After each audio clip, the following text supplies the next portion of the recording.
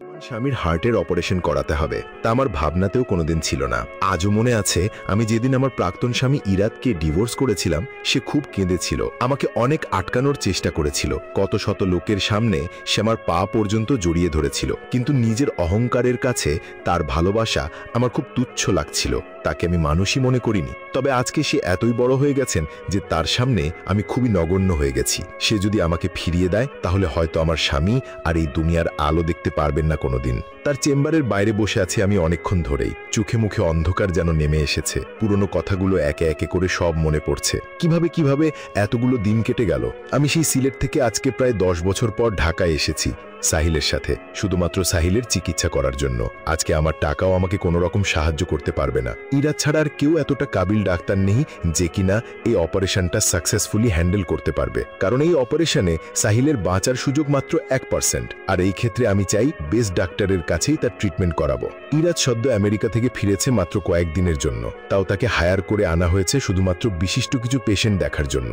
সাহিলের বাবার কারণে আমিও সিরিয়াল পেয়ে গেলাম। আর প্রথমে আমার খালাতো বোন তার ঠিকানা আমাকে দিয়ে বলল এই সময় অন্য কোনো দেশে গেলেও ইরাদের থেকে ভালো ডাক্তার পাওয়া সম্ভব নয়, আর সাহিলের ডাক্তাররাও তাই বলেছিল। সেই সময় আমি জানতাম না এই ইরাদ সেই ইরাদ যে কিনা আমার প্রাক্তন স্বামী। আজকে ভয় হচ্ছে, খুব বেশি ভয় হচ্ছে। আমার পাপের সাজা যদি আমার সাহিলের পাওয়া লাগে তাহলে আমি কি করে বাঁচবো? না, এমন যেন কোনোদিন না হয়। প্রায় 1 ঘন্টা ধরে আমি ওয়েট করছি ফাইল নিয়ে, কখন আমার সিরিয়াল আসবে এবং তার সাথে দেখা করতে পারবো। সিরিয়াল নাম্বার 16, মিস্টার সাহিল জামান, ফাইল দিন। আমি গিয়ে ফাইল দিলাম, রেডি থাকুন।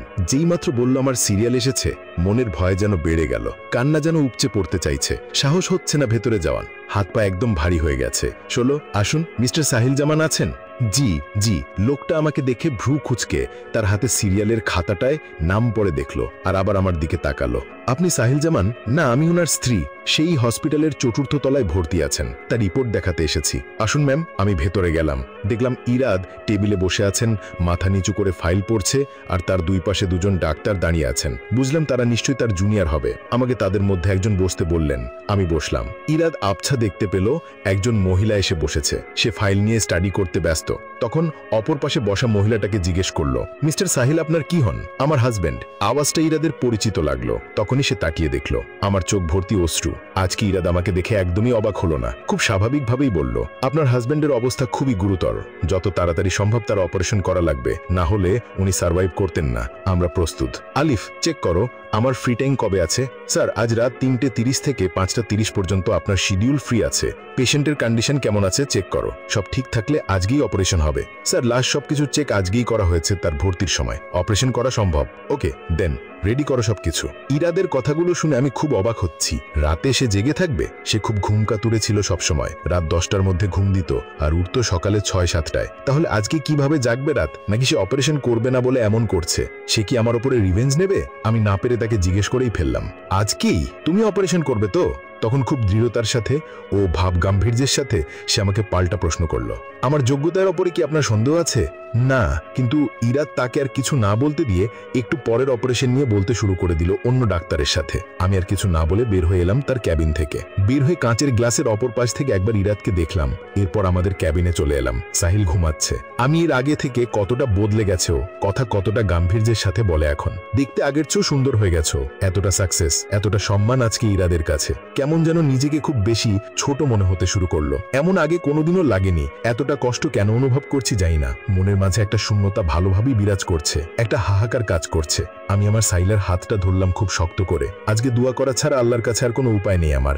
জানি না ইরাদ আমার প্রতিশোধ নিতে চাইবে কিনা। আমি আজকে কিছুই যাই না। আপাতত বাসায় ফোন করে জানিয়ে দিলাম আজই অপারেশন হবে। আমার বাবা মা আসতে পারলো না, কিন্তু সাহিলের মা বাবা সবাই প্রায় 2 ঘন্টার মধ্যে চলে এলেন। আর আমার ননদও তার ক্লাস শেষ করে বাসায় গিয়ে সাহিলের প্রয়োজনীয় সকল জিনিসপত্র নিয়ে চলে এলো। ও ঢাকাতেই থাকে এবং এই ইনস্টিটিউটে পড়াশোনা করে। এই মেডিকেল কলেজের 3য় বর্ষের ছাত্রীও। একটা বাড়ি কিনে দিয়েছে এখানে, যেন ও থাকতে পারে এবং পড়াশোনা করতে পারে। মাঝে মাঝে সাহিল, আভা, আমাদের মেয়ে ও মা বাবা সবাই ঢাকা আসতো, কিন্তু আমি কোনোদিন আসতাম না। আমি সবসময় আমার অতীত থেকে পালিয়ে চলার চেষ্টায় ছিলাম। আজকে সে অতীত কিভাবে সামনে চলে এসেছে আমিও জানি না। তারা কেউ জানে না ইরাদ আমার প্রাক্তন স্বামী। আর আজকে ইরাদ আমার সাথে যেমন অচেনা ব্যবহার করেছে, তার প্রেক্ষিতে আমি এইটুকু নিশ্চিত যে হয়তো সেও বলবে না এই জিনিসটা, বা আমাকে তার প্রাক্তন বলতে সেও লজ্জিত। তাই হয়তোবা আমি বসে বসে এসব ভাবছিলাম। কখন যে রাত 3টে বেজে গেছে তার খেয়ালই ছিল না। আমার ননদের কথায় খেয়াল এলো, ভাবি আমি আর মা নফল নামাজ পড়ে নিয়েছি, তুমি চাইলে পড়ে নাও। আর ভাইয়াকে ওনারা নিতে এসেছেন, আমি সাথে যাচ্ছি আর বাকি সব ফর্মালিটিস পূরণ করে আসছি। ঠিক আছে যা। শালিল ঘুমেছিল, ওকে নিয়ে যাওয়া হলো। আমি নামাজ পড়ে ওটির উদ্দেশ্যে গেলাম আর ভাবছিলাম ইরাদ যেন আসে, আমার উপরে রাগ জেদ যেন আমার স্বামীর উপরেও প্রতিশোধ হিসেবে না নেয়। ওটির বাইরে গিয়ে দাঁড়াতে দেখি ইরাদ এসেছে। ওনাকে দেখে বাবা মা সাথে সাথে গিয়ে রিকোয়েস্ট করতে শুরু করলেন। সবাইকে ইরাদ শুধু বলল, আল্লাহ ভরসা, ইনশাল্লাহ আমরা সাকসেসফুল হব, ডোন্ট ওয়ারি। পাকা 6 ঘন্টা চলল অপারেশন। সারাটা সময় ভয়ে ভয়ে কাটছিল, কি হবে আল্লাহ জানে। একমাত্র ইরাদ বের হয়ে এলো একদম ক্লান্ত অবস্থায়। আমরা শুধু একটা ভালো খবর শোনার আশায় তার দিকে তাকিয়ে রইলাম। শুকর আলহামদুলিল্লাহ, অপারেশন সাকসেসফুল। মিস্টার সাহিল এখন আউট অফ ডেঞ্জার, উনি 2 দিন আইসিইউতে থাকবেন, তারপর আপনারা দেখা করতে পারবেন। মা কান্না করতে করতে বলল, বাবা আমার বুকের ধন তুমি ফিরিয়ে দিয়েছ, আল্লাহ তোমাকে জীবনে অনেক সুখী করুক, তোমার স্ত্রী সন্তান নিয়ে তুমি যেন অনেক সুখে থাকো, দোয়া করি। কথাটা শুনে আমি ইরাদের দিক থেকে আমার চোখ নামিয়ে নিয়েছি। নিজেকে অনেক বড় অপরাধী লাগছিল। আমি কিছু বলতে পারছিলাম না সেই মুহূর্তে, আর না পারছিলাম সেই জায়গায় দাঁড়িয়ে থাকতে। ইরাদ শুধু তাদের দেখে একটা স্মাইল দিয়ে চলে গেল সেখান থেকে। আমি মনে মনে আল্লাহকে শুকরিয়া জানালাম। ইরাদ প্রায় 2 দিন পর বাড়ি ফিরল। ঢোকেই দেখলো টেবিলের ওপরে 2টো গোলাপ রাখা। নিশ্চয়ই আজকেও সেই অপরিচিত মানুষটাই গোলাপ 2টো দিয়েছে। ইরাদ বাংলাদেশে আসার পর থেকেই প্রতিদিন একটা করে গোলাপ প্রতিদিন সকালে তার বাসায় দিয়ে যায় কেউ। সাথে খুব সুন্দর একটা ছন্দ থাকে, যদিও এগুলোতে ইরাদ খেয়াল দেয় না বা জানতেও চায় না কে বা কেন এগুলো করছে। আজকে সকালে টানা এতগুলো অপারেশন আর পেশেন্ট দেখতে দেখতে ও নিজের জন্য কোনো সময়ই পায় না, ঘুমানোর মতো সময়ও তার হয় না। এত বছর পরে আজকে মেঘাকে দেখে ইরাদের ভিতরটা একদম ক্ষতবিক্ষত হয়ে গেছে। এটা কি ভালোবাসার জন্য হয়েছে? না, ভালোবাসার জন্য না, এটা তো হয়েছে পুরনো ঘাগুলো যেন তাজা হয়ে গেছে এই জন্য হয়েছে। তবে ইরাদ অনেক প্রফেশনাল ধরনের, সে কোনোদিন নিজের পার্সোনাল লাইফকে প্রফেশনাল লাইফের সাথে মিলায় না, আর আজকেও তাই করে দেখালো ও। না হলে কেউ বোধহয় এই কাজ করতো না। ইরাদ অনেক সাকসেসফুল একজন কার্ডিওলজিস্ট, অনেক টাকা আছে, সম্মান আছে, এক কথায় বিত্তবান একজন সুপুরুষ ইরাদ, যাকে দেশ বিদেশের সবাই সম্মান করে। সবাই যার সাথে কথা বলতে অধীর আগ্রহ নিয়ে বসে থাকে। ও দেখতে যতটা আকর্ষণীয়, ঠিক ওর চালচলন কথার ভাবভঙ্গিও ততটাই আকর্ষণীয়। তবে দিন শেষে এইরকম একটা মানুষই বড় একা। মেঘা ওকে ছেড়ে যাওয়ার পরে ও কোনোদিন আর বিয়ে করেনি। আসলে বিয়ের ইচ্ছাই হয়নি। নিজের ক্যারিয়ার গোছাতেও এতই ব্যস্ত হয়ে গিয়েছিল যে নিজের আশপাশের অন্য কোনো বিষয় মনোযোগ দিতে পারেনি। বাসায় এসে গোসল করে ইরাদ ঘুমিয়ে নিল কিছুক্ষণ। আজকে রাতে একটা অপারেশন আছে রাত 11টার দিকে। অপারেশন শেষে রাতের 2টা বেজে গেল ইরাদের হসপিটাল থেকে বের হতে হতে। পার্কিং এরিয়ায় ইরাদ আসতেই পেছন থেকে একটা মেয়েলি কণ্ঠে ডক্টর ইরাদ বলে একটা ডাক পড়ে। ইরাদ পেছন ঘুরে তাকাতেই দেখে অসম্ভব সুন্দরী একটা মেয়ে, গোলাপি রঙের একটা জামা পরা দাঁড়িয়ে আছে। জি। ইরাদকে দেখেই সে একদম সেন্সলেস হয়ে সাথে সাথে ইরাদের বুকে লুটিয়ে পড়ে যায়। এত রাতের সময় এমন কিছু হওয়াতে আমি একদম হতভম্ব হয়ে যাই। মাঝরাতের সময় হুট করে অচেনা একটা মেয়ে আমার বুকে এসে লুটিয়ে পড়লো, যা আমাকে হতভম্ব করে দিয়েছে। কারণ এমন সিনেমাটিক দৃশ্য আমার সাথে কেন বাস্তবে কারো সাথেই হয় না। এই জন্যই আপাতত আমি অবাকের 4র্থ আসমানে আছি। আমার এত বছরের ক্যারিয়ারে কোনোদিন এমনটা হয়নি যে হসপিটালের বাইরে কোনো মেয়ে এসে গায়ের ওপর পড়ে গেছে এবং দাঁড়ানো থেকে ধপ করে মাটিতে পড়ে গেল। যেহেতু হসপিটালের বাইরে এমন ঘটনা ঘটে, তাই আমি ধরে নিলাম সে হয়তো অসুস্থ। মেয়েটাকে সেই অবস্থাতেই ডাক দিলাম, কিন্তু কোনো সাড়া শব্দ না পেয়ে তাকে কোলে করে নিয়ে হসপিটালের ভেতরে চলে এলাম। আমার কোলে একটা মেয়েকে দেখে সবাই খুবই অবাক হয়ে আছে। নার্স, পেশেন্ট দেখতে হবে, এখানে আসুন। আমি যখন ক্রস করে যাই তখন মেঘাকে দেখতে পেলাম নিচে। ও হয়তো আমাকে দেখেছে, কিন্তু আমি এক পলকও তার দিকে তাকাইনি। একটা সময় ছিল মেঘা সামনে থাকলে আশেপাশে কে আছে কি করছে কোনো দিকে খেয়াল যেত না। তবে আজকে তার দিকে আমি ফিরেও তাকাই না। আসলে সময় বড় অদ্ভুত, কখন পাল্টি কি রূপ নেয় কেউ তা বুঝতে পারে না। আমি পাশের কেবিনে নিয়ে মেয়েটাকে বেডে দিয়ে যেই সরে আসবো, এমন সময় সে আমার ডান হাতের কনিষ্ঠ আঙুলটা ধরে রাখে। হাতটা ছাড়ানোর চেষ্টাও করলাম, কিন্তু শক্ত করেই ধরেছে। বয়সটা বেশি না, বাচ্চা বয়সের মেয়ে, বড় জোর 21-22 বছর হবে। মহিলা ডাক্তার এসে চেক করলো তাকে, সে ঠিক আছেন। আপাতত সে আমাকে ধরেই রেখেছে, আর আমি পাশের চেয়ারে বসে আছি। ভোর হয়ে গেল, প্রায় ফজরের আজান হবে। এমন সময় মেয়েটার জ্ঞান ফিরেছে। আমি তখন বসে ঘুমিয়েই গিয়েছিলাম, কিন্তু মনে হচ্ছে কে যেন আমার দিকে তাকিয়েই আছে তন্দ্রার মধ্যে। আবঝা আবঝা তাই লাগছিল। চোখ খুলে দেখি একটা মেয়ে ভয়ার্ত চেহারা নিয়ে আমার দিকে তাকিয়ে আছে। তাকে দেখতে রাতের ঘটনাগুলো আমার মাথায় খেলে গেল। তবে আমি দেখি মেয়েটা একদম দরজার কাছে দাঁড়িয়ে আছে। আমি তাকে জিজ্ঞেস করতে যাব কিছু, তখন সে আমাকে দেখে একটা দৌড় দিয়ে কেবিন থেকে বের হয়ে যায়। তার এমন অদ্ভুত আচরণ দেখে আমি প্রচুর অবাক হয়ে যাই। এটা কি হলো? আমাকে দেখে কি সে ভয় পেয়ে গেল? উঠে ফ্রেশ হয়ে নিজেকে একবার আয়নায় দেখে নিলাম। না, আমাকে তো এমন লাগছে না। তাহলে সে এমন করে গেল কেন?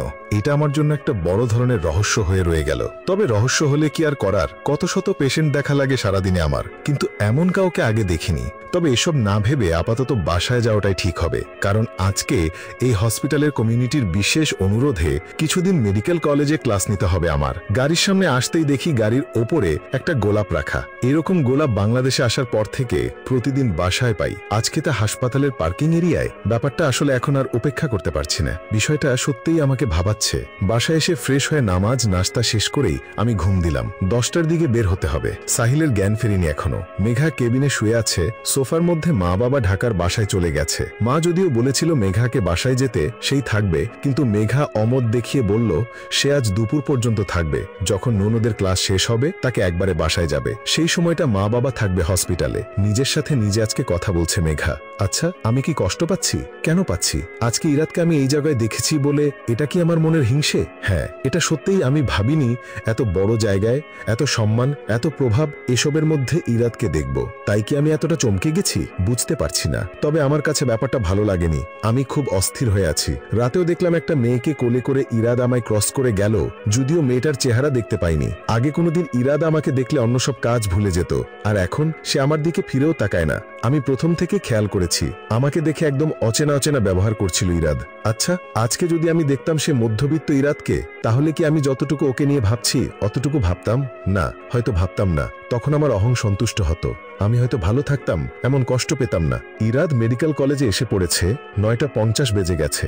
10টা থেকে কার্ডিওলজি ক্লাস আছে। সেই ক্লাসেই আজ ইরাদ যাবে। হাঁটছে তখন থেকে দেখলো একটা মেয়ে সিঁড়ির সামনে হাঁটতে গিয়ে পড়ে গেল এবং তার বইগুলো ছড়িয়ে ছিটিয়ে পড়ে গেছে। মেয়েটা কমলা রঙের সালোয়ার কামিজ পরেছে। বাতাসে তার খোলা চুল এসে মুখ ঢেকে গেছে। ইরাদ হেঁটে সামনে আসতেই দেখলো এটা তো আজকের সেই মেয়েটা। সে সময় ইরাদকে নিতে অন্য ডাক্তাররা এলো। মেয়েটাও গায়েব হয়ে গেল কিছুক্ষণের ভিতরেই। ইরাদ 10টায় ক্লাসে এলো। সবাই সালাম দিল।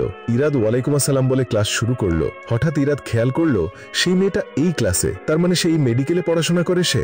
অদ্ভুত একটা মেয়ে এখানে সেখানে পড়তে থাকে। কিছুক্ষণ পরে সবাই ওয়ার্ডে যাবে। ইরাদ এতই সুদক্ষ একজন টিচার, তার দেওয়া লেকচার আরো 10 মিনিট আগেই শেষ হয়ে গেছে। আরো কিছু সময় আছে হাতে। একজন স্টুডেন্ট বলে উঠল, স্যার আমাদের সাথে পরিচয় তো জিজ্ঞেস করলেন না এখনো, আমরা আপনার সম্পর্কেও জানতে চাই। ইরাদ মুখে একটা হাসি দিয়ে বলল, ঠিক আছে, আসুন আমরা পরিচিত হই। আমি cardiac surgeon doctor Irad. Cardiology নিয়ে পোস্ট গ্রাজুয়েশন করে নিউ ইয়র্কে প্র্যাকটিস করছিলাম। সদ্য বাংলাদেশে আমাকে ইনভাইটেশন দেওয়া হলো, আর অনেক বছর পরে নিজের দেশে ফিরে এলাম কিছুদিনের জন্য। আর আজকে আপনাদের সামনে ক্লাস নিচ্ছি। ইরাদ এবার এক এক করে সবার পরিচয় জেনে নিল। এবার সে মেয়েটার পালা এলো। সেই জন্য ইরাদকে দেখে ভয় পাচ্ছে এমন মনে হচ্ছিল। কথায় জড়তা। আমি আরিশা কবির রুহি বলে দাঁড়িয়েই রইল। তখন ইরাদ মাথা নেড়ে তাকে বসতে বলল। এবার সবাই ওয়ার্ডে চলে এলো। এখন ইরাদ ফাইল দেখতে দেখতে এক একজনকে এক একটা প্রশ্ন করছে। এর মধ্যে রুহির পালা এলো। রুহিকে দেখে ইরাদের একটা ধারণা হয়ে গেছে মেয়েটা একটু কেমন যেন, একটু কেয়ারলেস টাইপের। একটা টাফ প্রশ্ন ধরল ইরাদ। ওকে যদিও ইচ্ছা করে জিজ্ঞেস করেনি, মাথায় এসেছে তাই জিজ্ঞেস করেছে। আর ইরাদের যে ভাবনা ছিল তাকে রুহি সঠিক প্রমাণিত করে দিল। প্রশ্নটার কোনো উত্তরই দিতে পারল না। ক্লাস শেষ করে ইরাজ বেরিয়ে গেল। দিবা, কিরে রুহি, তুই তো এই প্রশ্নটার উত্তর জানতি, তাহলে বললি না কেন? আমি নার্ভাস হয়ে গেছিলাম। কেন? ডক্টর ইরাদকে দেখে। ও হ্যাঁ, উনি তো তোর ক্রাশ ঠিক কিনা জানি না, তবে উনি আমার লাইফে অনেক ইম্পর্টেন্ট একটা রোল প্লে করেন। তার কথা আমি ক্লাস 10-এ থাকতে প্রথম আর্টিকেলে পড়ি। সেই থেকেই তার ফেসবুক পেজ ফলো করে আসছি এবং সেখান থেকে ইঞ্জিনিয়ারিং না পড়ে মেডিকেলে পড়ার ইচ্ছা জাগে আমার মনে। খুব ভালো রেজাল্টও করি। উনি আমার ইন্সপিরেশন, উনি আমার লাইফের রোল মডেল। সব মিলে তাকে আমি অনেক বেশি অ্যাডমায়ার করি। হয়েছে বাবা স্যারকে নিয়ে বলতে শুরু করলে তোর আর শেষ হয় না। আজ যখন স্যার তার পরিচয় বলছিলেন তখন আমি মনে মনে হাসি আর বলি, স্যার আপনার ব্যাপারে আমি অনেক ভালো মতো জানি। রুহির কৃপায় সে সারাদিন আপনার সম্পর্কে এত কথা বলে যে আমার কান ঝালাপালা হয়ে গেছে। চুপ থাক, আর দেখ আজকে স্যারকে দেখে তুই পুরো বোবা হয়ে গেছিলি। এই বলেই দিবা হো হো করে হাসলো। দিবার কথাগুলো রুহির একদম ভালো লাগলো না। রুহির একদম রাগ লাগছে, কারণ সে আসলেই ভাবেনি ইরাদকে দেখে সে এমন নার্ভাস হয়ে যাবে। ইরাদকে প্রথম যখন দেখবে তখন তার কত কথা ছিল, সে যে ইরাদকে কত পছন্দ করে, তার কাজকে দেখেই প্রফেশনে আসার ইচ্ছা হয়েছে তা জানাবে, তাকে ধন্যবাদ দেবে, কিন্তু কিছুই হলো না। রাতেও সে ওভার এক্সাইটেড হয়ে এভাবে জ্ঞান হারালো। আর আজকে তো একটা সিম্পল একটা প্রশ্নের উত্তরও দিতে পারলো না। রুহির আপাতত কাজ হলো ইরাদের সামনে কিভাবে নার্ভাস না হয়ে থাকা যায়। সবকিছুই যে হারে সে ওলটপালট করছে, এগুলো অবশ্যই কন্ট্রোল করতে হবে তার। রুহি আর ইরাদ ভিন্নভাবে মানুষ হয়েছে। তাদের স্বভাবগত দিক থেকেও কোনো মিল নেই, আর বয়সের দিক থেকেও বেশ কিছুটা পার্থক্য আছে। সব মিলে সামনে তাদের জন্য কি আছে তা রুহি বা ইরাদ কেউই জানে না। তবে হ্যাঁ, জীবনের অনেক কিছুই পাল্টে যাবে তাদের। যে প্রাক্তনকে আমি তুচ্ছ ভেবে ফেলে এসেছিলাম, আজ তার সুনাম বর্তমান শ্বশুর শাশুড়ির মুখে শুনতে হচ্ছে দিনরাত। এটা আমার জন্য কত বড় পরে একটা মানসিক অশান্তি আর বলে বোঝানো যাবে না। তবে তারাও কি করবে? তারা তো জানে না যে যেই ডাক্তার তাদের ছেলের জীবন, আমার স্বামীর জীবন রক্ষা করেছেন, সে আমার প্রাক্তন স্বামী হন। নিজেকে একদম গুটিয়ে এই জায়গা থেকে সরে যেতে ইচ্ছে করছে। প্রায় বিকেল হয়ে এসেছে। বাবা মা আজকে রাতে থাকবেন সাহেলের সাথে হাসপাতালে, আর আমি ও দিবা বাসায় যাব। মেডিকেল কলেজের ক্লাস শেষ করে দিবাও চলে এসেছে। আমি আর দিবা বাসায় চলে গেলাম। বাসায় ফিরে গোসল করে বিছানায় শুয়ে ভাবছিলাম সেই দিনটার কথা, যখন প্রথম ঢাকায় আসি। খালা খালু আমাকে অনেক ভালোবাসতেন। তাদের যখন বাচ্চা ছিল না তখন থেকেই তারা আমাকে নিজের মেয়ের মতো দেখতেন। এরপরে তাদের বাচ্চা হলেও আমার প্রতি সেই আদর কমেনি। তাই যখন সে জানে যে আমি ঢাকা মেডিকেলে চান্স পেয়েছি, তখনই ঢাকায় এসে আমার জন্য একটা ফ্ল্যাট কিনে গিফট করেন, যা ইরাদের বাসা থেকে মাত্র 10 মিনিটের দূরত্বে ছিল। এরপরে ঢাকা চলে এলাম সিলেট থেকে। আমি প্রথম ইরাদকে দেখেছিলাম ক্লাসে। সবচেয়ে সুদর্শন যুবক ছিল আমাদের পুরো কলেজে ইরাদ। ওকে দেখে আমার চোখ আমি প্রথম থেকেই সরাতে পারিনি। একটা ভালো লাগা কাজ করেছিল এবং প্রথম দিনেই তার সাথে আমার চোখাচোখি হয়। আমি বুঝতে পারছিলাম তারও আমাকে ভালো লেগেছে, আর লাগবেই না কেন। আমি ছিলাম যেমন রূপবতী তেমনি স্মার্ট একজন মেয়ে। দিন পার হতে থাকে, ইরাদের নতুন নতুন গুণ বের হতে থাকে। সে খুব ভালো গান করতে পারত, কবিতা আবৃত্তি করতে পারত। ইরাদের সাথে আমার ধীরে ধীরে বন্ধুত্ব হয়ে যায়। এই বন্ধুত্ব কিভাবে যে প্রণয়ে পরিণত হয়ে যায় তা আমরা বুঝতেই পারিনি। যখন আমরা সেকেন্ড ইয়ারে উঠি তখন আমার মাথায় ভূত চাপেই বিয়ে করব। ইরাদকে আমি প্রেশার দিই বিয়ের জন্য। সে আমাকে মানা করেছিল, বলেছিল, মেঘা 3-4 বছর কষ্ট করে অপেক্ষা করো, আমি এর মাঝে কিছু একটা করেই ফেলবো ইনশাল্লাহ। আপাতত পড়ালেখার পাশাপাশি টিউশনই করি, যা দিয়ে আমি তোমাকে মন মতো তেমন কিছুই দিতে পারি না। এই সময় তুমি আমার বাসায় কিভাবে অ্যাডজাস্ট করবে, আর তাছাড়া মা বাবাও বিষয়টা কিভাবে নিবে? ইরাদ, আমি তোমাকে 3 দিন সময় দিলাম। তুমি যদি আমাকে বিয়ে না করো আমি বিষ খাবো। এই বলেই ফোনটা কেটে দিয়েছিলাম। আমি খুব জেদি। ইরাদ তা ভালোভাবেই জানতো। আমি টানা 3 দিন ফোন অফ করে রাখলাম। আমি জানি আমাকে না দেখলে ইরাদ পাগল প্রায় হয়ে যায়। ও আমাকে এতই ভালোবাসতো যে আমি অসুস্থ হলেও রোজা রাখতো আমার জন্য। আমার অন্যান্য বান্ধবীদের বয়ফ্রেন্ডরা তাদের দামি গিফটস দিত বলেছিলাম একদিন। তারপর সে মেডিকেল স্টুডেন্ট হওয়া সত্ত্বেও 3টে টিউশনই করাতো শুধু আমার জন্য, যাতে তাদের সাথে বসলে আমার বলতে না হয় আমার বয়ফ্রেন্ড আমাকে কিছু দেয় না, আমার কেয়ার করে না। অনেক বেশি কেয়ারিং ছিল ইরাদ। আমি ওকে ভালোবাসতাম ঠিকই, কিন্তু কেন যেন ওর থেকে আমাকে নিজের পারিবারিক অবস্থানের জন্য বেশি কিছু মনে হতো। আমি ঠিক কথায় বলে বোঝাতে পারবো না আমি কেমন অনুভব করতাম। এসব ভাবতে ভাবতেই আমার ফোনে কল এলো। দেখলাম মা ফোন করেছেন। হ্যালো মা, কেমন আছো? আলহামদুলিল্লাহ। হেমা কেমন আছে? ভালো। জামাই কেমন আছেন এখন? ভালো আছেন। জ্ঞান আসলে জানাবো। দিবা ফোন করেছিল আজকে, বলল অনেক ভালো একজন ডাক্তারের হাতে নাকি অপারেশন হয়েছে। মা, হেমাকে ফোনটা দাও, ও ঘুমাচ্ছে, উঠলে দিব। আচ্ছা মা, রাখছি। ফোনটা কেটে দিলাম। সবার সাথে ইরাদকে নিয়ে আর কথা বলতে কোনো রকম ইচ্ছে করে না। মাকেও জানাইনি যে ইরাদি সে যার হাতে সাহিলের অপারেশন হয়েছে। আমি শুধু চাচ্ছি সাহিল খুব তাড়াতাড়ি সুস্থ হয়ে যাক এবং আমরা ফিরে যাই আমাদের বাড়িতে। ইরাদের ছায়া যেখানে আছে সেখানে থাকতে চাই না একদম। আমার কেমন যেন দম বন্ধ হয়ে আসে। রাতের বেলায় ইরাদের 2টো অপারেশন আছে। আজকে রাতটা হাসপাতালেই হয়তো কাটাতে হবে। এদিকে ইরাদের বন্ধু আরিফ আজকেও ইরাদের চাচিকে ফোন দিয়ে বলেছে ইরাদের বিয়ের কথা। ওর জন্য সবাই মিলে জোরে সোরে পাত্রী খুঁজে চলছে। যদিও ইরাদ সাফ মানা করে দিয়েছে, তারপরে সবার একটা ইচ্ছে আছে ইরাদ যেন আবার বিয়ে করে। এত বছর তো নিজেই একা কাটিয়ে গেছে, ও আর কতদিন এভাবে থাকবে? তাই ইরাদ ভেবে নিয়েছে রাতে বের হলে একদম কাজ শেষ করে ফিরবে এবং রাতে শুধু ঘুমাবে বাসায়। বাংলাদেশে যে কতদিন থাকবে ততদিন কাজ নিয়ে নিজেকে ব্যস্ত রাখতে হবে। আজকে আরিফ ওকে জিজ্ঞেস করেছে একটা প্রশ্ন, ইরাদ তুই কেন বিয়ে করতে চাস না? তুই কি এখনো মেঘাকে ভালোবাসিস? এই প্রশ্নের কোনো উত্তর ইরাদ দেয়নি। সে এখন আর মেঘাকে ভালোবাসে না। আসলেই ভালোবাসে না। এই জন্যই সেদিন এত বছর পরে মেঘাকে দেখেও তার মনে কোনো রকম অনুভূতি হয়নি। বরং যখন এভাবে সবার সামনে তুমি সম্বোধন করে মেঘা ইরাদকে বলেছিল, এতে ইরাদ বিরক্ত বোধ করছিল। রাত 11টা বাজে। ইরাদ একটা অপারেশন শেষ করে লিফটে ওঠে। ঠিক তখনই দেখে একটা মেয়ে বই দিয়ে মুখ ঢেকে রেখেছে। মেয়েটা আর কেউ নয়, বরং রুহি। রুহি লিফটে দাঁড়িয়ে হাতে একটা বই নিয়ে পড়ছে। সেই সময় ইরাদ এসেছে লিফটে। ইরাদ একটু অবাক হয়ে রুহির দিকে তাকায়। আর এমন সময় লিফটটাও থেমে গেল, হয়তো কোনো সমস্যার কারণে। রুহি ইরাদকে দেখার সাথে সাথে রুহির হার্টবিট একদম দ্রুতগতিতে চলতে থাকে। রুহি আর ইরাদ একা পুরো লিফটে। রুহি প্রচুর নার্ভাস হয়ে গেছে। এত কাছ থেকে ইরাদকে দেখে ওর কাছে স্বপ্নের মতো মনে হয়। আর রুহির এই হঠাৎ হঠাৎ ভয় পেয়ে যাওয়াটা ইরাদ বোঝে না। কেমন যেন একটা অস্বাভাবিক আচরণ লাগে ইরাদের। আসসালামু আলাইকুম। ওয়ালাইকুম আসসালাম। এত রাতে এখানে পড়তে? কালকে আইটেম আছে তাই পড়ছিলাম। হাসপাতালে? না, মানে বাসায় বসে পড়তে পারিনি আগে, কারণ ব্যস্ত ছিলাম আমি। আর আসলে রুহির এই অগোছালো কথা ইরাদ বুঝতে পারছিল না। এই মেয়েটাকে নিয়ে একটা পাকা ধারণা হয়ে গেছে ইরাদের, যে এই মেয়েটার মাথায় সমস্যা আছে অবশ্যই, আর সে ফ্লুয়েন্ট কথা বলতে পারে না। হয়তো লিফট কিছুক্ষণ পরে ঠিক হয়ে যায়। যখন রুহি বের হবে লিফট থেকে, সে নিজের ওড়নায় পা দিয়ে ফেলে ভুলে। মানুষ নার্ভাস থাকলে যা হয় তাই হচ্ছে বারবার রুহির সাথে। এদিক সেদিক শুধু পড়ে যাচ্ছে, ভুলভাল বলছে। ইরাদকে দেখলে ওর এই অবস্থাই হয়। পা পিছলে পড়ে গেলে একদম ধপ পড়ে যে মাটিতে পড়ে যেত, কিন্তু ইরাদ তখনই ওর হাতটা ধরে ফেলে। রুহি আরো ভয় পেয়ে যায়। রুহিকে দাঁড় করে ইরাদ বলে, miss Ruhi, you should be careful. Oh okay sir. Ruhi lift থেকে ফিরে কেবিনে চলে গেল। মুখে মুচকি একটা হাসির রেখা ফুটে উঠেছে ওর। ইরাদের চোখের চাহনি একদম কলিজায় লাগে। রুহির নামটা রুহির এত ভালো লাগেনি কোনোদিন।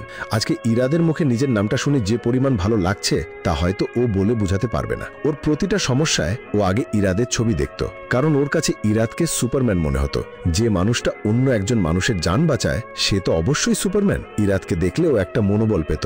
ওর এতই ভালো লাগতো ইরাদকে দেখতে। আর এখন ইরাদ আসার পর থেকে, স্পেশালি ওর সাথে দেখা হওয়ার পর থেকে, ওকে ইরাদ বাঁচাচ্ছে, কোনো কষ্ট পেতে দিচ্ছে না। এসব কিছুই ওর স্বপ্ন লাগছে। প্রতিটি মানুষের জীবনে একজন রোল মডেল থাকে। রুহির জীবনে সে মানুষটা ইরাদ। রাতে 11:30টার দিকে গেটে কে যেন বেল দিচ্ছে। মেঘা দরজা খুলে দেখে সাহিলের মা বাবা এসেছে। মা বাবা, আপনারা? হ্যাঁ, আমরা চলে এসেছি। তাহলে সাহিলের সাথে কে আছে হসপিটালে? রুহি। যাক, নিশ্চিন্ত হওয়া গেল মা। রুহি থাকলে আর কোনো টেনশন হবে না। হ্যাঁ বৌমা। পেছন থেকে দিবা এসে বলে, মা কালকে তো আমাদের বেশ হার্ড সাবজেক্টের আইটেম আছে, রুহি আজকে তোমাদের আসতে বললো কেন?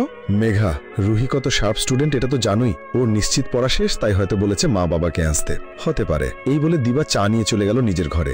আজ পড়তে হবে খুব ভালোভাবে। এদিকে রুহির উপস্থিতি সবসময় যে কোনো সমস্যার মাঝেও স্বস্তি দিতে পারে, কারণ ও এতটাই গোছানো আর লক্ষ্যে একটা মেয়ে যে আশেপাশের সবাই ওর উপর আস্থা রেখে শান্তি অনুভব করে। এদিকে ইরাদ ড্রাইভ করে বাসায় যাচ্ছে। অনমনে রুহির আচরণগুলো মনে করে ওর হাসি পাচ্ছে। ওর ধারণা মেয়েটা কিছুটা অগোছালো, ও কিন্তু সর্বোপরি ওকে ভালোই লেগেছে। এসব কিছুর পরেও কেন জানি মনে হচ্ছে সে কিছুটা ইনোসেন্ট ধরনের। 6 মাস সংসার করার পরে আমার ডিভোর্স হয়ে যায়। আমার জীবনে যার হাতে হাত রেখে চলার কথা ছিল সেই আমায় ছেড়ে চলে গেছে। তাই এখন আর বিয়ে, ভালোবাসা এগুলো তো বিশ্বাস করি না। কথাগুলো বলে ইরাদ উঠে চলে গেল। ভালোবেসে বিয়ে করা বউ ফিরে চলে যাওয়ার পরে নিজেকে গুছিয়ে তুলতে অনেক কষ্ট হয়েছিল আমার বন্ধুর। তারপরেও সে পেরেছে। চোখ দুটো অশ্রুসিক্ত হয়ে আছে আরিফের। সে ঘটকের দিকে তাকিয়ে এই কথাগুলো বলল। তবে আজকে সেই তুচ্ছ ভেবে ফেলা যাওয়া ছেলেটা মস্ত বড় ডাক্তার, আর সেই প্রাক্তন স্ত্রীর বর্তমান স্বামীর অপারেশন করে তার জীবন পর্যন্ত বাঁচিয়েছে। তাহলে আপনারাই ভেবে দেখুন তার মন কতটা ভালো। হ্যাঁ, তা বুঝতে পারলাম। উনার অনেক নামও আসে এলাকায়, কিন্তু বিয়ে করতে না চাইলে আপনারা কিভাবে করাবেন? ইরাদের চাচি সাইলা বানু বললেন। ওর অভিযোগ মানি, কিন্তু এভাবে তো সারা জীবন কাটানো যাবে না। বিয়ে করতেই হবে। বয়স 35 হয়ে গেছে। যতই না করুক বিয়ে আমরা করাবোই ইনশাল্লাহ। ওর চাচা মারা যাওয়ার পরেই ছেলেটা আমাদের দায়িত্ব নিয়েছিল। নিজের ছেলেও মানুষের জন্য এত করেন না। এই ছেলেটা আমার জন্য আর আমার ছেলে মেয়েদের জন্য যা করেছে, আরো জীবনটা কিভাবে পার করে দিবে? আমরা কি এটা হতে দেব? প্রায় 5 বছর আগে ভাই মারা গেলেন, তার 1 বছর পরে ভাবি। ইরাদের সব ভাই বোন বিয়ে করে তাদের জীবন নিয়ে ব্যস্ত। দিন শেষে ইরাদের তো কেউ নেই। আমারও বয়স হয়ে গেছে। আজকে আছি কালকে নাই। পুরোটা জীবন আমার ছেলেটা একা কাটাবে কিভাবে? চাচির কথায় আরিফ মাথা নাড়িয়ে সম্মতি দিচ্ছে। আরিফ আর ইরাদ ছোটবেলা থেকে খুব ঘনিষ্ঠ বন্ধু। ইরাদের দুঃখ আরিফ সহ্য করতে পারে না। সবসময় চায় ওর বন্ধু যেন ভালো থাকে। তাই এবার আরিফ জোরে সোরে উঠে পড়ে লেগেছে ইরাদকে বিয়ে করানোর জন্য, যে করেই হোক। আরিফ বিয়ে করে সুখে আছে, তার 2 সন্তান আছে। এরে দেখে দিন শেষে ইরাদ একা। সারাদিন যতই কাজে নিজেকে ডুবিয়ে রাখে, তবুও তো কাউকে প্রয়োজন। ইরাদ সকাল থেকেই যাচ্ছিল সে সবাইকে ইগনোর করবে, এই ভয়েই করে বাড়ি ফিরল। কিন্তু এসেও রেহাই পেল না। আরিফ আর চাচি পারেও বটে। ঘটককে এত রাত পর্যন্ত বসিয়ে রেখেছে। সকাল হলেই শুরু হবে আবার দুজন মিলে সব সময়কার মতো মেয়েদের ছবি এনে শুরু করবে। দেখো বাবা, মেয়েটা কত সুন্দর। দেখ ভাই, মেয়েটা অনেক ভালো। এই সেই নানান মেয়েদের গুণ কীর্তন করতে থাকবে। এদিকে রাত 1:30 বাজে। রুহির সব পড়া শেষ। এখন সে বসে বসে ভাবছে কি করবে। কাল তো আবারও ইরাদের ক্লাস আছে। সে সাবজেক্টটা বোধহয় একটু পড়ে নিলে ভালো হয়, যাতে আর কোনোভাবে তার সামনে পড়ায় আটকাতে না হয় আর লজ্জা পেতে না হয়। খুব গভীর মনোযোগ দিয়ে বই খুলে পড়তে শুরু করেছে। এমন সময় তার মোবাইলে মেঘার ফোন আসে। আসসালামু আলাইকুম আপু, কেমন আছো? আলহামদুলিল্লাহ, আমি ভালো। তুই কেমন আছিস? আমিও ভালো। ঘুমাওনি যে? আজকে রেস্ট করো তুমি। হ্যাঁ ঘুমাবো, কিন্তু আমার ছোট্ট খুকি এত কষ্ট করছে, তাই আমার খুব খারাপ লাগছে। আরে না না আপু, কষ্টের কি আছে? আমি তো এভাবেই আজকে রাতে জেগে পড়তাম। দুলা ভাইয়ের এখানে থাকাতে আরো ভালো হলো, তুমি একটু রেস্ট করতে পারলে। রেস্ট কি হয় রে? আমি তো টেনশনে শেষ। আপু, তুমি টেনশন করো না, কারণ ডক্টর ইরাদের মতন একজন ডক্টরের হাতে দুলাভাইয়ের অপারেশন হয়েছে। উনি স্বনামধন্য একজন ডক্টর, সব জায়গায় ওনার চর্চা, যে ওনার হাতে কোনো পেশেন্ট আলহামদুলিল্লাহ এখনো মারা যাননি। দুলাভাই খুব শীঘ্রই সুস্থ হয়ে যাবেন। ভেতর থেকে একটা দীর্ঘ নিঃশ্বাস ছেড়ে মেঘা বলল, তুই রাতে খেয়েছিস? আমি খেয়েছি, তুমি খেয়েছো? হ্যাঁ। আপু, দিবা পড়তে বসছে? ও পড়তেছে। ঠিক আছে, আমি তাহলে রাখি, তুমি জলদি ঘুমাও তো। ওকে আদর, তুইও ঘুমা। রুহি মেঘা সম্পর্কে খালাতো বোন হয়, কিন্তু তাদের সম্পর্ক আপন বোনের মতোই। রুহি আর মেঘার মা দুজন যমজ বোন ছিলেন, আনোয়ারা বেগম আর মনোয়ারা বেগম। বিয়ের অনেক বছর পরেও রুহুর মার কোল জুড়ে কোনো সন্তান আসেনি। তখন দুই মায়ের একটি মেয়ে ছিল মেঘা। প্রচুর আহ্লাদে বাবারা আর মায়েরা তাকে বড় করেছেন। মুখে যা চাইতো তাই তাকে এনে দেওয়া হতো। একে তো ধনী পরিবারের মেয়ে, আর উপরে এতটা আহ্লাদী। রাগ জেদ তার নাকের ডগায় থাকতো। ছোট থেকেই যা পাওয়ার আকাঙ্ক্ষা করত তা নিয়েই ছাড়তো যে করেই হোক। মেঘার 14 বছরের ছোট রুহি। এত বছর পর মেঘার খালা অর্থাৎ রুহির মার কোল জুড়ে ছোট্ট রুহি আসে। কিন্তু দুর্ভাগ্যক্রমে যেদিন রুহির জন্ম হয় তার পরের দিনই তার মা মারা যান। তখন থেকেই মেঘার মা মনোয়ারা বেগম রুহিকে নিজের মেয়ের মতন করেই বড় করেছেন। রুহির বাবাও নিজের মনে পাথর চাপা দিয়ে সিলেটেই নিজের মেয়েকে খালার হাতে তুলে দিয়েছিলেন, কারণ সে চিটাগাংয়ের থাকতেন। চিটাগাংয়ের এমপি রুহির বাবা সালাম সাহেব। দেশের উন্নয়নের জন্য সে সবসময় ব্যস্ত থাকতেন, যার স্ত্রীকেও ঠিকমতো সময় দিতে পারতেন না। আর এখন মেয়েকেও ঠিকভাবে সময় দিতে পারবেন না, বড় করতে পারবেন না, তা তিনি ভালো করে জানতেন। সে নিজের স্ত্রী আনোয়ারা বেগমকে এতই ভালোবাসতেন যে এই কারণে আর কোনোদিন সে বিয়ে করেননি। আজকে রাতে ইরাদের বাসায় চাচি থাকছেন, আর আরিফ নিশ্চিত সকালে আবার চলে আসবে। তাই ভোরবেলা আজানের আগে ইরাদ বাসা থেকে বের হয়ে যায়, যাতে চাচি ওকে আটকে এসব কিছু বলতে না পারে, এবং মোবাইলটাও বন্ধ করে রাখে। সকাল ইরাদ মসজিদ থেকে নামাজ পড়ে হসপিটালে চলে যায়। এদিকে সকাল 11টার দিকে আরিফ ঘটকের থেকে ছবি নিয়ে ইরাদের সাথে দেখা করার জন্য মেডিকেল কলেজে যায়। ক্লাসের বাইরে গিয়ে আরিফ দেখলো ও ক্লাস নিচ্ছে, আর সব ছেলেমেয়েরা ক্লাস করছে। এদিকে রুহি যে পলকও ফেলছে না, এক ঘরে ইরাদের দিকে তাকিয়ে আছে, এই জিনিসটা বাইরে থেকেই আরিফ লক্ষ্য করেছে। রুহি অনেক সুন্দরী একজন মেয়ে, যে কারোই তার দিকে চোখ যাবে স্বাভাবিকভাবে, আর এই জন্য ঠিক আরিফও তাকে খেয়াল করেছে। ক্লাস শেষে আরিফকে দেখে ইরাদ বলে, তুই আজকে অফিসে যাসনি? না যায়নি। তুই চল এখন। কোথায়? তোর কেবিনে চল, কথা আছে। কেবিনে গিয়ে ইরাদের কাছে অনেকগুলো মেয়ের ছবি দিয়ে আরিফ বলল, মেয়ে পছন্দ কর। ইরাদ সবগুলো মেয়ের ছবি দেখে আরিফকে বলল, এখানে সবগুলো মেয়ের বয়স 22-23-এর মধ্যে হবে। তুই জানিস না আমার বয়স কত? এই বাচ্চা মেয়েদের ছবি কেন নিয়ে এসেছো? আরে বিয়ের জন্য কোনো বয়স হয় না, দুইজন প্রাপ্তবয়স্ক হলেই হয়। না, হয় না। হাজব্যান্ড ওয়াইফ 5 বছর গ্যাপ পর্যন্ত পারফেক্ট। এত গ্যাপে একদম এক জেনারেশন গ্যাপ হয়ে যায়, আর আন্ডারস্ট্যান্ডিং এ সমস্যা হয়। এদিকে ইরাদ যখন ক্লাস শেষ করে বের হয়, তখন সে ভুলে নিজের মোবাইল রেখে যায় ক্লাসে, এবং রুহি তা দেখে। সেই সময় রুহি ফোনটা নিয়ে ইরাদের কেবিনে যায়। আরিফ ও ইরাদের কথোপকথনের মাঝে রুহি নক করে, ইরাদ আসুন। রুহিকে ভেতরে আসতে দেখে আরিফ সামনাসামনি দেখে মেয়েটাকে আরিফের পছন্দ হয়ে যায় ইরাদের জন্য। কিন্তু রুহির আসল পরিচয় ইরাদ বা আরিফ ওরা কেউই জানে না, আর রুহিও জানে না ইরাদের জীবনে ঘটে যাওয়া ঘটনা। বড় ভাইয়া বাসা ছেড়ে চলে যাবার কয়েক মাস পর তপুর সাথে আমার ধুমধাম করে বিয়ে হয়ে গেল। তবে পুরো বিয়ের অনুষ্ঠানে ভাবি মাহিরকে নিয়ে দূরে দূরে থাকলেন। আমিও কাছে ডাকলাম না তাদের। অভিমানে এমনিতেই তিনি নিজেকে গুটিয়ে নিয়েছিলেন। শুনেছি মাহিরকে নিয়ে আজকাল নাকি তিনি কোনো পার্টি বা অনুষ্ঠানে যান না, সবাইকে এড়িয়ে চলেন। কাছাকাছি থাকলেও আলাদা হয়ে যাবার পর থেকে আমাদের বাসাতেও ভাবি মাহিরকে নিয়ে খুব একটা আসতেন না। কেবল মা দেখতে চাইলে মাহিরকে দেখিয়ে নিয়ে যেতেন, আর আমি এসেছি জানলে তিনি কখনোই আসতেন না। তাতে অবশ্য আমার কিছুই যায় আসে না। মাহির বা ভাবির জীবন যুদ্ধের কাহিনী জানতে আমি কখনোই আগ্রহ বোধ করি না। আমি তেমন মাহিরবিহীন নির্ঝঞ্ঝার জীবনই চেয়েছিলাম। তবে আজকাল প্রায়ই আমি একটা অদ্ভুত দুঃস্বপ্ন দেখি। আমি দেখি বছর দুয়েকের অসম্ভব মায়াকারা চেহারার একটা বাচ্চা আমাকে মা মা বলে ডাকছে। আমি কাছে যেতেই সে কোলে উঠবার জন্য 2 হাত বাড়িয়ে দেয় আমার দিকে। তবে স্বপ্নের খারাপ অংশটা হলো, স্বপ্নে দেখা বাচ্চাটির হাত পা অপুষ্ট, শক্তিহীন, তার মুখ দিয়ে লালা ঝরে। ভয়ের ব্যাপার হলো আমি নিজেও এখন মা হতে চলেছি। 7 মাস চলছে। প্রতি রাতে সেই একই দুঃস্বপ্ন দেখার ভয়ে ইদানিং আমি প্রায় প্রতি রাত নির্ঘুম কাটাই। কি এক অজানা আশঙ্কায় আমার বুক কাঁপে। তপু নানাভাবে আমায় বোঝায় এসব নাকি আমার মনের ভুল। এই সময় মন দুর্বল থাকে, আর অনেকেই নাকি আমার মতো এমন দুঃস্বপ্ন দেখে। তবু আমি ঘুমাতে পারি না। অবশেষে সেই দিন এলো যেদিন আমি ফুলের মতো ফুটফুটে একটা কন্যা সন্তানের মা হলাম। বাবুকে কোলে নিয়ে আমার সব দুশ্চিন্তার অবসান হলো। আমি স্বস্তির নিঃশ্বাস ফেললাম। কি সব ভাবছি? আজে বাজে কথা ভেবেছি এতদিন, ভেবে নিজের মনেই হাসলাম। আমার মেয়ের হাত পা সব ঠিক আছে, ওই তো কি সুন্দর বড় বড় চোখে আমার দিকে তাকিয়ে আছে সে। আনন্দে আমার চোখে পানি এসে যায়। 1 মাস 2 মাস করে বাবুর বয়স এখন প্রায় 2 বছর। আমি আশ্চর্য হয়ে দেখি আমার মেয়ে কথা বলা দূরে থাক, এখনো ঠিকমতো দাঁড়াতে পর্যন্ত পারে না। ওর সমবয়সী অন্য সব বাচ্চারা যখন হাঁটে, কথা বলে, ভয়ানক কষ্টে আমার বুকটা ফেটে যায়। আমি মানসিক রোগীর মতো আচরণ করি। তবে আমার ভাগ্য একদিকে ভালো, তপু আমার ভাইয়ার মতো নয়। সে সবসময় আমার পাশে থাকে, ভরসা দেয়। আমি মেয়েকে নিয়ে নিজের বাসা ছেড়ে একটু মানসিক সাপোর্ট, সহযোগিতার আশায় মায়ের বাসায় এসে থাকতে শুরু করলাম। তপু বাধা দিল না। আজকাল মেয়েকে নিয়ে খুব একটা বাইরে কোথাও যাই না আমি, সবাইকে এড়িয়ে চলি। কখনো বাইরে গেলে লোকজন কৌতূহলী চোখে তাকিয়ে থাকে আমার মেয়ের দিকে। আমার সহ্য হয় না, মনে হয় আমি তাদের চোখে এক ধরনের তাচ্ছিল্য, অবজ্ঞা দেখতে পাই। কি জানি, হয়তো আমার মনের ভুল। তবে আমি উপলব্ধি করি আমার মেয়েকে ভালোবাসবার মতো, সহানুভূতি দেখানোর মতো মানুষের বড্ড অভাব। ভাবির একাকী করা লড়াইটা আজকাল আমার খুব মনে পড়ে, মাহিরের মুখটাও। এক সন্ধ্যায় মা আমার রুমে ঢুকলেন, আমার ঘুমন্ত মেয়ের মুখের দিকে অনেকক্ষণ তাকিয়ে থাকলেন। তাকে দেখে মনে হলো তিনি কিছু বলতে চাইছেন, কিন্তু সাহস করে উঠতে পারছেন না। আমি মাকে বললাম, কিছু বলবে মা? মা মৃদু কণ্ঠে বললেন, একবার তোর ভাবির কাছে মাপ চাস শোভা, মাহিরকে কাছে টেনে আদর করিস। আমি নিজের জেদ বজায় রেখে গম্ভীর কণ্ঠে বললাম, মাপ চাইতে কেন হবে মা? আমি তো কোনো অন্যায় করিনি। তাছাড়া তোমরা সবাই তো সেদিন আমার পক্ষেই ছিলে, কেউ তো বলনি আমি ভুল করেছিলাম। মা দীর্ঘশ্বাস ফেলে উঠে চলে গেলেন। আমি বারান্দায় এসে দাঁড়ালাম। বাইরে ভীষণ অন্ধকার, স্পষ্ট কিছুই দেখা যাচ্ছে না। তবুও আমি সেই প্রচন্ড অন্ধকারের দিকেই তাকিয়ে থাকি অপলক। সেদিন মাহির হেরে গিয়েছিল।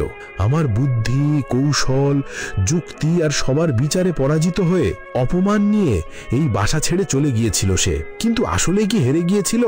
আমি আমার সন্তানের মুখের দিকে তাকাই, ভীষণ কষ্টে 2 হাতে মুখ ঢাকি। উত্তরটা আজ আমার জানা। স্রষ্টা তার সৃষ্টিকে করা অসম্মান সহ্য করেন না। দুনিয়ার মানুষের করা বিচারে সেদিন আমি জিতেছিলাম ঠিকই, কিন্তু সেই বিচারই যে শেষ বিচার নয়। সব বিচারকের ওপরে যে বিচারক, যার বিচার কখনো ভুল হয় না, সেই সর্বশক্তিমানের বিচারে অনেক আগেই হেরে গিয়েছিলাম আমি। আর তাঁর করা বিচারের মুখোমুখি আজ নয় তো কাল সবাইকে হতেই